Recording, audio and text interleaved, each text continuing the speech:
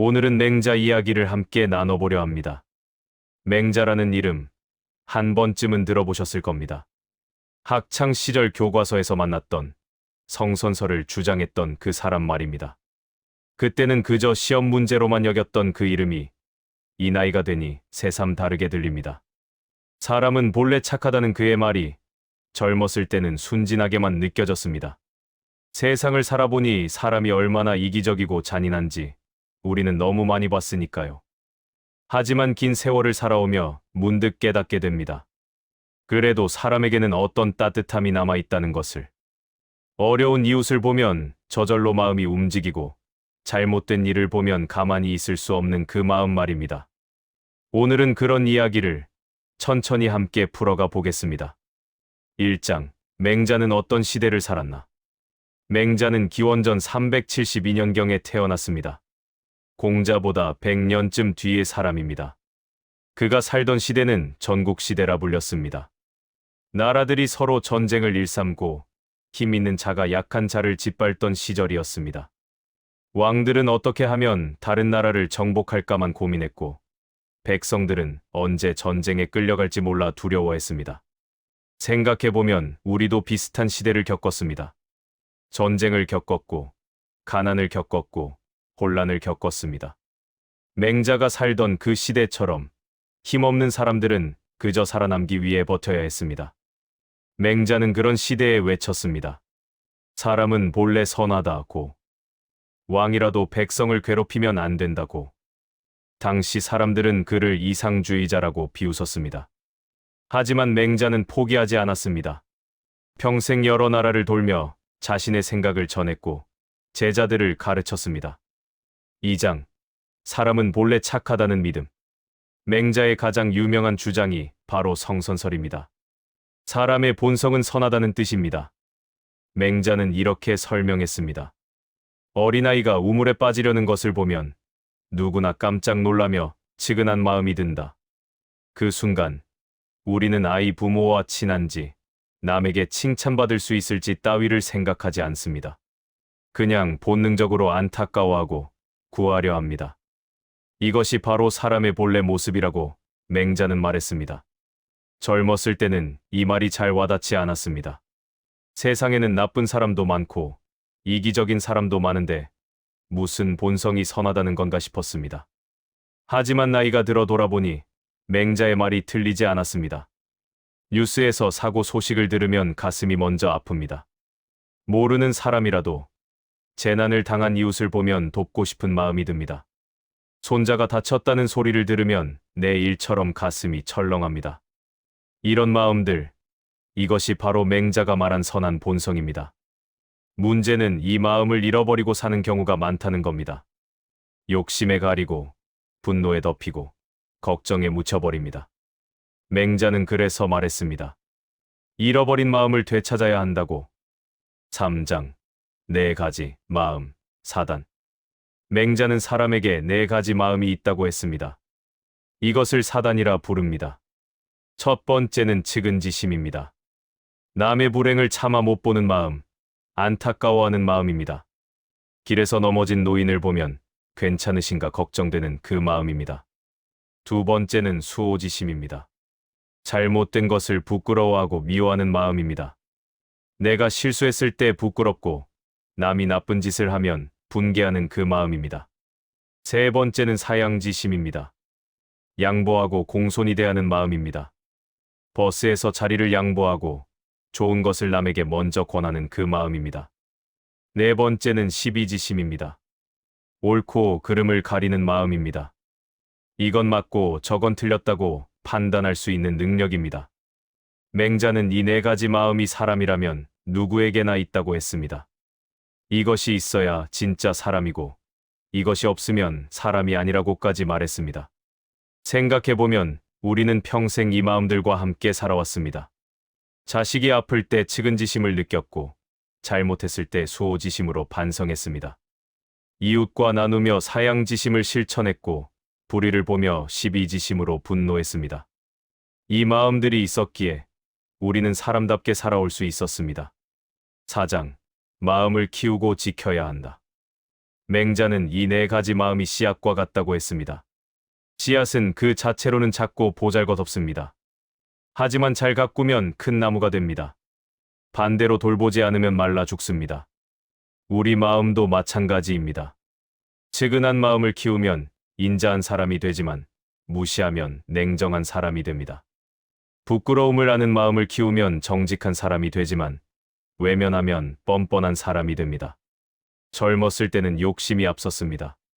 더 많이 벌어야 하고, 더 높이 올라가야 하고, 더 많이 가져야 한다고 생각했습니다.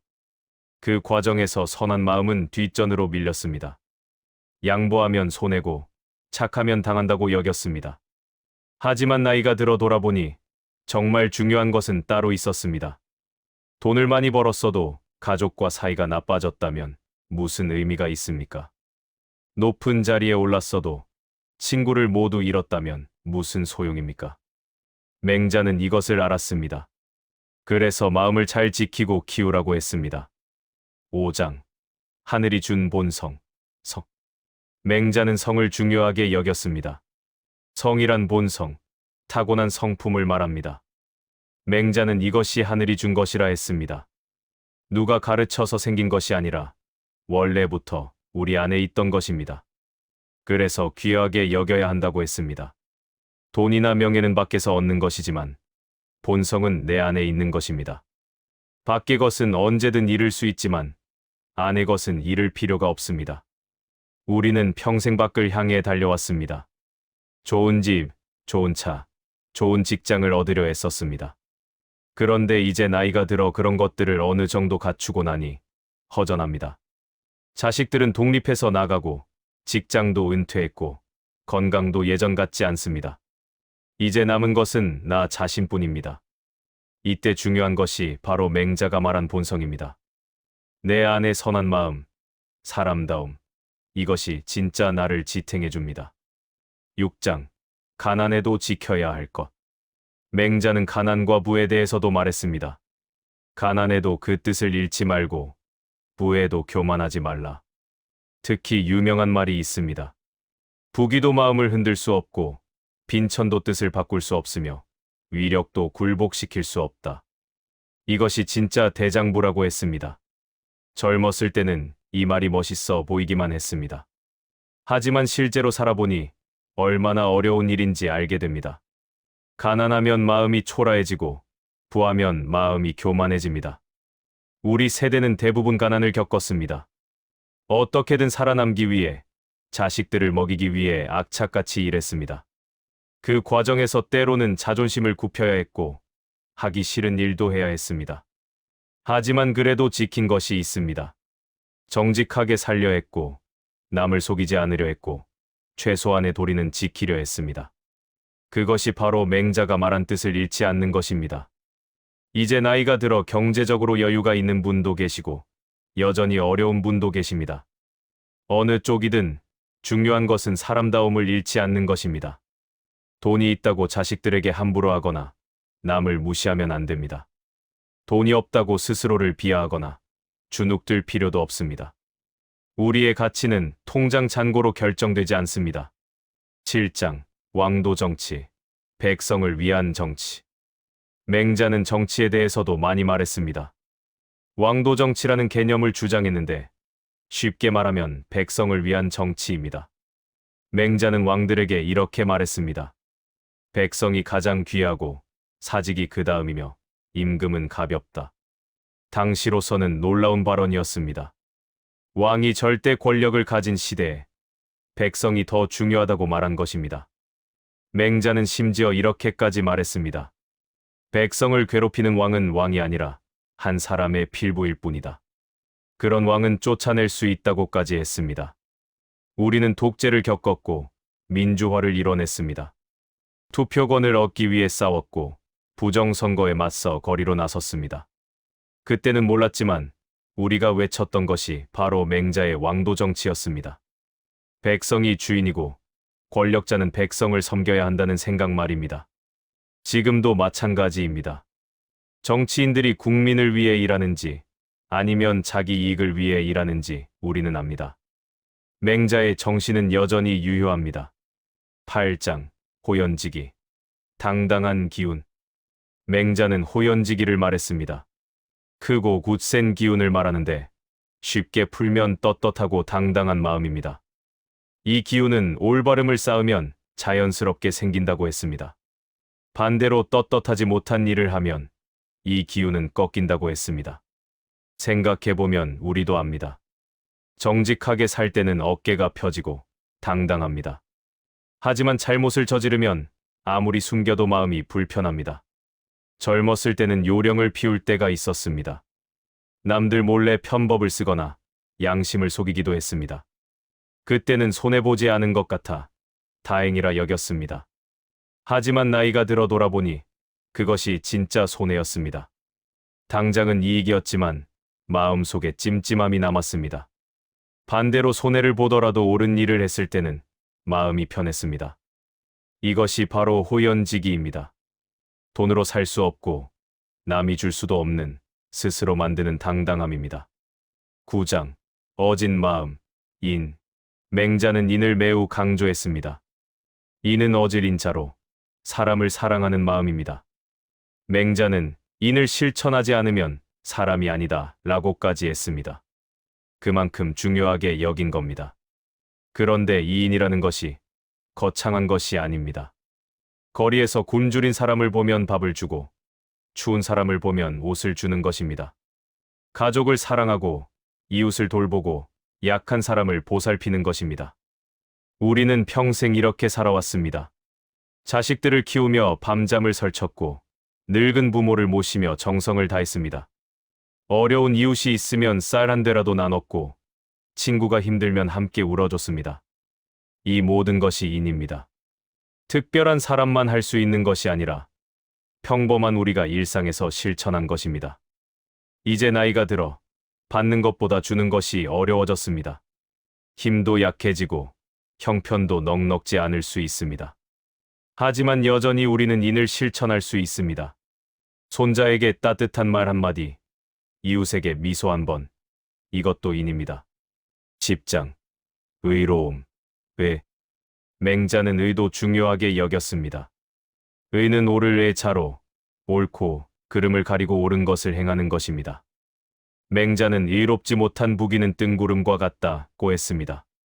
잘못된 방법으로 얻은 부나 명예는 의미가 없다는 뜻입니다. 우리 세대는 정직을 중요하게 여기며 살았습니다. 비록 가난했어도 남의 것을 탐하지 않았습니다.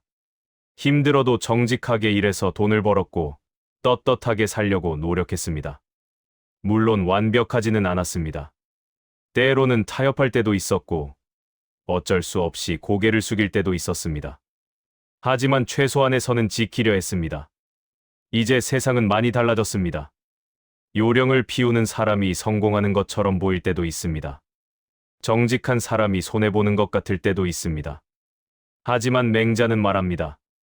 의를 잃으면 결국 모든 것을 잃는다고. 우리가 자식들에게 물려줄 수 있는 가장 큰 유산은 돈이 아닙니다.